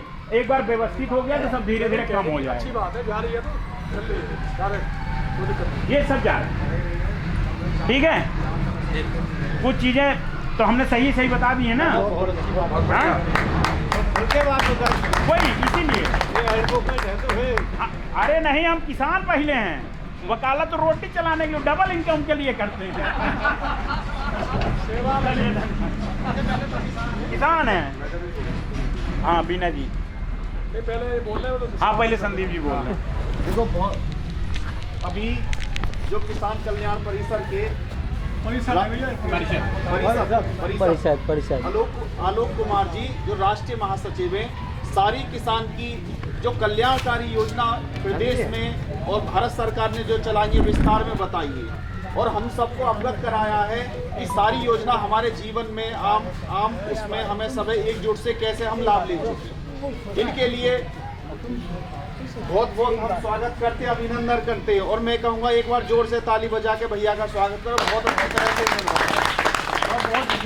बहुत डिटेल में बताई है और इनकी बात सुन के यहाँ से चले गए सब भूल के, ये हमारा काम नहीं है। जो इन्होंने एक एक चीज़ बताई है, हम अपने जीवन में हम अपने जो एकजुट होने की बात बताई है, किसान के प्रति जो काम करने की विधि बताई है, उसे अपने जीवन में उतारें, अपने कार्य में उतारें। जब इनका बताना और यहाँ आना जब कामयाब हो, जब सफल होगा। और प्रयास तो हम सब मिलके करते ही हैं, कोई सफल हो जाता कोई नहीं होता। और क्या भाई ऑफिसर हम लेकर आएंगे ना। और मैं एक बात करते हैं, प्रधानमंत्री जब उन्होंने समस्या रखी सहकारी तो उसमें में ऑब्जेक्शन कर दिया, ये किसान के मुआवजे के अंदर ये और ये काम करना चाहिए। ये बात चले अरे आराम से भाई, क्या मजा ले रहे हो। सब लोग ताली बजा के स्वागत कर दीजिए। बोतल वोतल का पानी पिलाया करो, गाँव पानी पिलाया करो, गाँव की ऊर्जा उसमें आए। हाँ, वो कल होगा। और जो ना बताइए, पहले तो ये वीडियो आपके नंबर पे जिसके बच्चे नंबर नोट करेंगे, आ जाओ। जो हमने सारी बातें सबकी सुनी है और आपकी जो भी समस्या है, और मैं आपको बता देना चाहता हूँ संदीप जी, प्रधानमंत्री नरेंद्र मोदी जी कह चुके हैं एमएसपी है, एमएसपी रहेगी और इसकी गारंटी है। और इस पे हम प्रधानमंत्री को पत्र लिखेंगे, कॉपी आपको भेजेंगे, मुख्यमंत्री को लिखेंगे और कृषि मंत्री को भी लिखेंगे।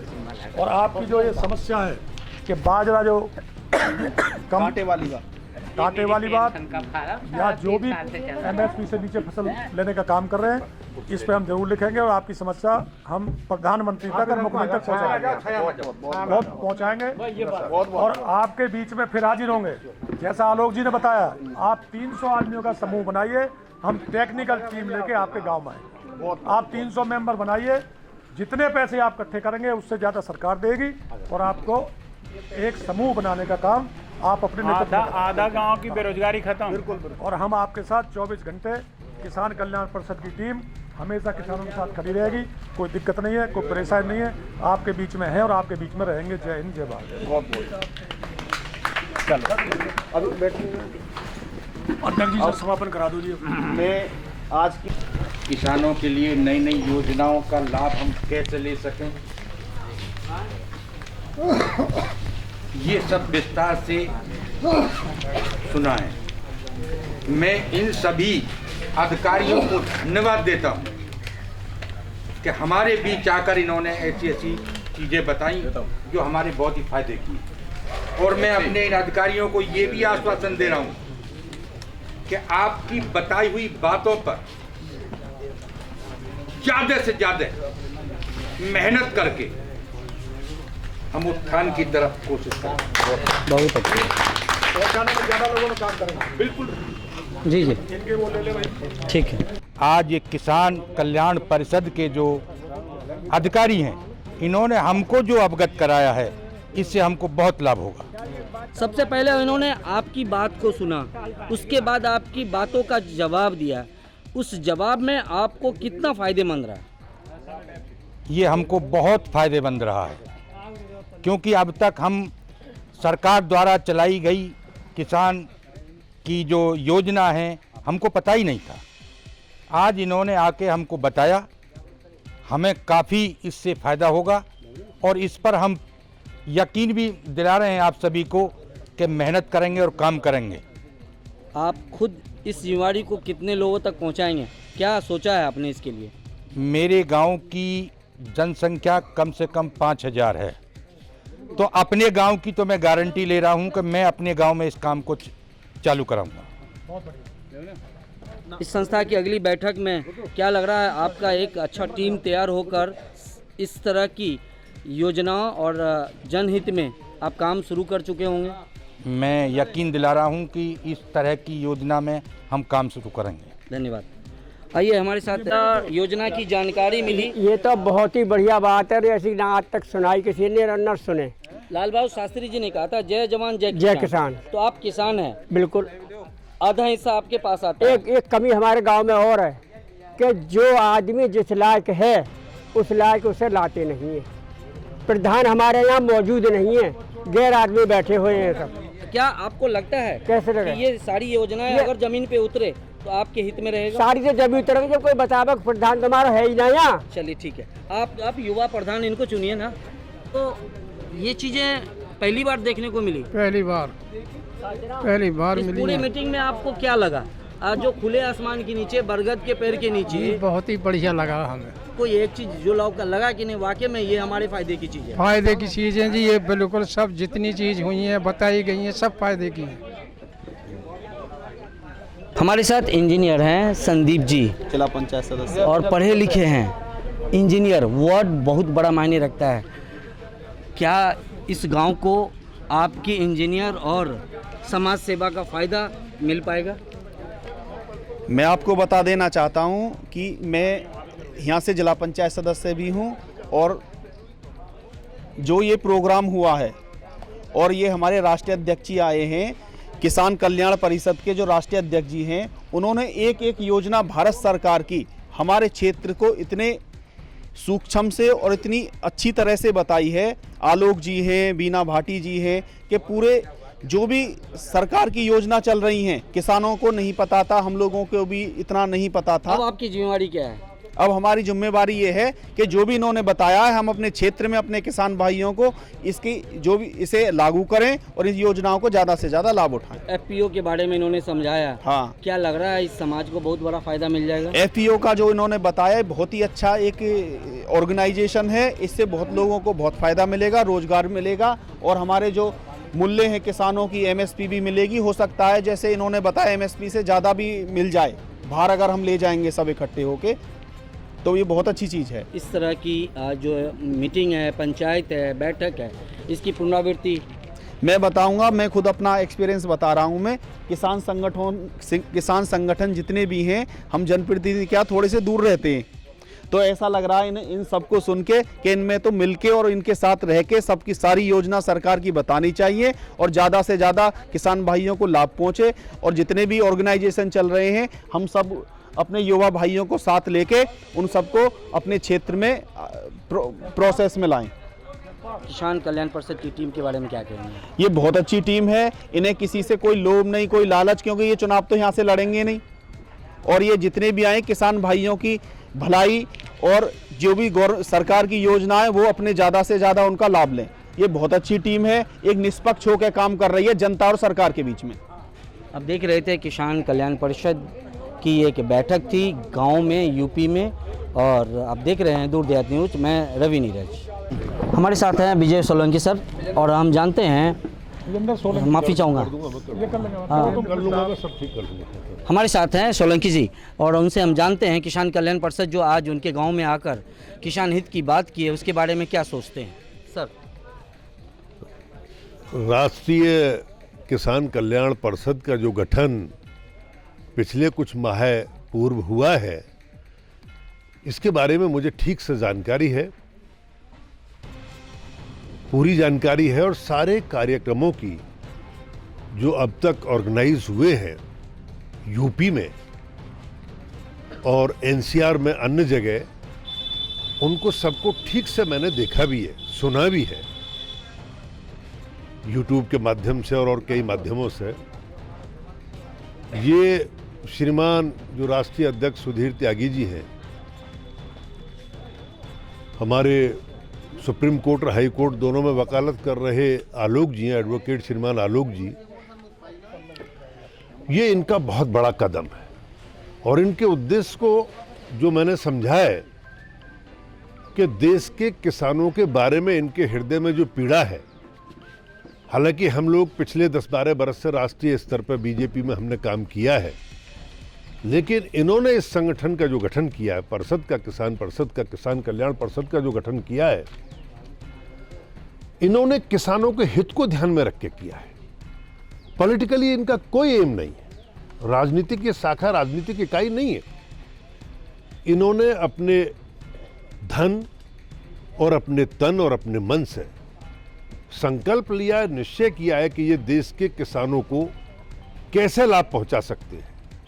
किसान हमारे देश का भोला भाला है, ये हम सभी जानते हैं, लेकिन उसी कमी को दूर करने के लिए, उसी कमी को पूरा करने के लिए इन्होंने ये संकल्प जो राष्ट्र स्तर पर लिया है, बड़ा बीड़ा उठाया है, बहुत बड़ा बीड़ा है, कि किसानों को अवेयर करना मोदी जी और केंद्र सरकार की पॉलिसियों के बारे में। कि किसानों के बारे में बहुत से लोग हैं, चाहे कोई भी योजना हो, किसान सम्मान निधि का मामला हो, खादों पर सब्सिडी का मामला हो, और किसानों के लिए अनेक जो फैसले, मंडी, ई बाजार, कहाँ किसानों को कुछ लोग कुछ राज्यों में धोखे में रखे हुए हैं, भ्रम में डाले हुए हैं, इस सब के बारे में देश के किसानों को जगाने का बीड़ा, किसानों को लाभ पहुंचाने का बीड़ा केंद्र सरकार और प्रदेश सरकार, प्रदेशों की सरकार जो भाजपा की जो सरकार है, और जो good policies for farmers of India, उनको उन तक पहुंचाना, उनका लाभ दिलाना, ये बीड़ा जो इन्होंने उठाया है,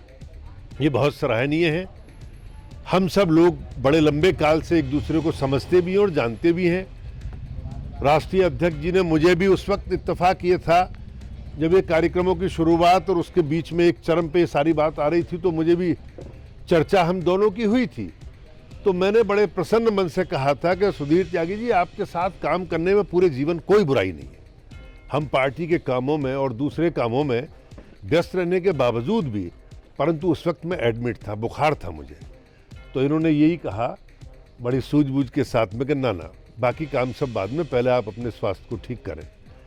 आज ये पहला मौका है कि मुझे विलंब से ही सही लेकिन इस कार्यक्रम को ज्वाइन करने का मौका मिला और इनके मिशन को, इनके भाव को, इनके उद्देश्य को जो बड़ा पवित्र है उसे देखने का भी मौका मिला आंखों से। अब तक तो मैं टेलीविज़न पे देखता था, अखबार में पढ़ता था या यूट्यूब पे देखता था, तो अस्वस्थ होने की वजह से मैं और कार्यक्रमों में समय नहीं दे पाया।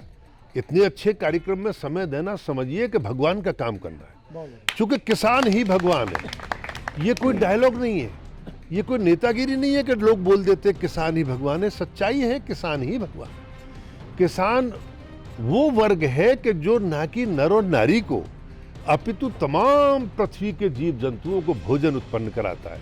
भोजन के बगैर क्या 2 दिन 3 दिन आप रह सकते हैं? बच्चा भी नहीं रह सकता, बूढ़ा भी और जवान भी नहीं, नर भी और नारी भी नहीं।